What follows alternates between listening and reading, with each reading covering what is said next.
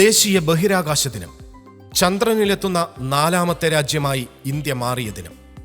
2023 August 23-ന് ഇന്ത്യയുടെ ബഹിരാകാശ ദൗത്യം ചന്ദ്രയാൻ 3 ചന്ദ്രോപരിതലത്തിൽ വിക്രം ലാൻഡറിന്റെ സുരക്ഷിതവും മൃദുവായതുമായ ലാൻഡിംഗ് പൂർത്തിയാക്കി. ഇതോടെ ചന്ദ്രനിൽ ഇറങ്ങുന്ന 4ാമത്തെ രാജ്യവും ചന്ദ്രന്റെ ദക്ഷിണ ധ്രുവ മേഖലയ്ക്ക് സമീപം ലാൻഡിംഗ് നടത്തുന്ന ആദ്യ രാജ്യവുമായി ഇന്ത്യ മാറി.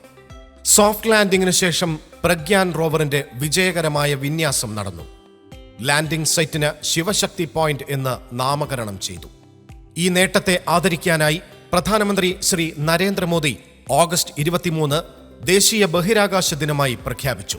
ISROയുടെയും ഇന്ത്യൻ ശാസ്ത്രജ്ഞരുടെയും സംഭാവനകളെ ആദരിക്കുകയും ചെയ്യുന്നു.